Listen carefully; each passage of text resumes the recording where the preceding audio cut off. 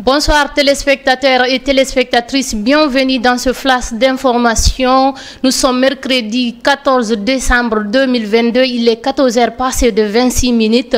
Pour commencer, ici au Sénégal, M.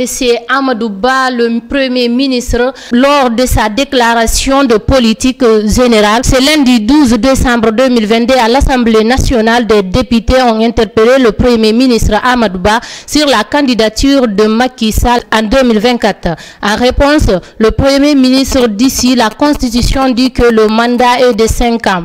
Amadou Ba n'a pas partagé l'avis de son ancien camarade de parti, l'Alliance pour la République, APR, en l'occurrence Aminata Touré, qui lui a invité de dire publiquement que le président Sall ne peut pas briguer un troisième mandat à la tête du Sénégal. En réponse à l'interpellation, il dit « La question de mandat est une question de responsabilité personnelle ». Toujours en Afrique, on va partir en Guinée après un premier préavis au mois d'avril dernier qui a été suspendu par cause des grandes pluies. La Direction générale du patrimoine bâti vient d'adresser aux dizaines de familles habitant à la cité Kamayen, Cameroun, dans la banlieue de Conakry, un nouveau préavis pour qu'ils libèrent les maisons au plus tard le 25 décembre 2022. Il y a quelques jours, une délégation du patrimoine bâti s'est rendue dans la dite cité avec un montant de 10 millions de francs guinéens par maison afin qu'ils acceptent de signer et libérer les maisons, chose qu'ils n'ont pas accepté et disent le montant dérisoire. Toujours en Afrique, en Côte d'Ivoire, plus précisément dans le quartier Boaflé, 13 décembre, AIP, les chefs traditionnels de la Maroué ont organisé une marche lundi 12 décembre 2022 sur la préfecture de Boaflé pour exprimer leur mécontentement suite à la condamnation du chef du village. Toujours en Afrique, au Burkina Faso, le pays commémore ce 11 décembre le 72e anniversaire de son accession à l'indépendance.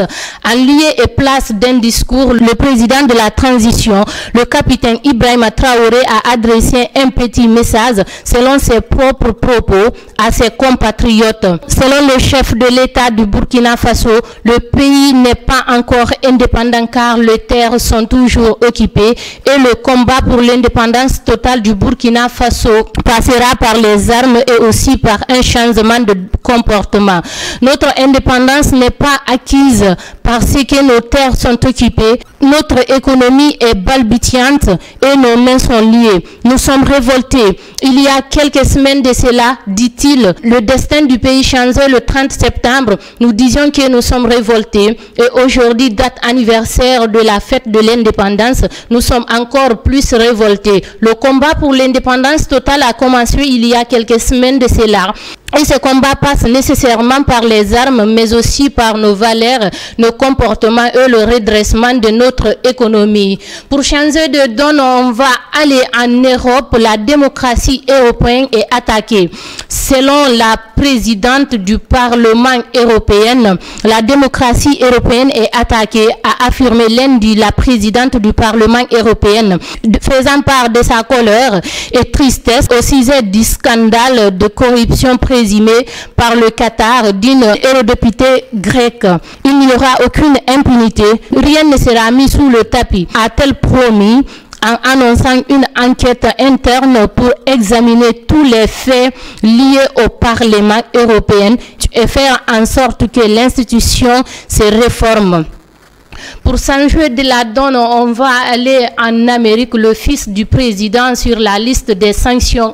Les États-Unis ont imposé des sanctions financières au fils du président zimbabwe Emerson et à 3 autres personnes pour corruption et abus. Pour finir, on va parler un mot de football. Lionel Messi a été élu homme de match Argentine-Croatie, demi-finale de Coupe du Monde mardi au Qatar.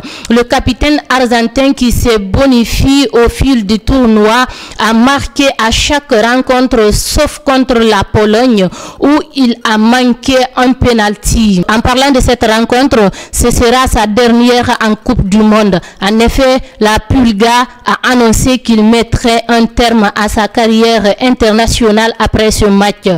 Ici prend fin ce flash d'information. Merci à tout un chacun de l'avoir suivi. On se reprend demain. Au revoir.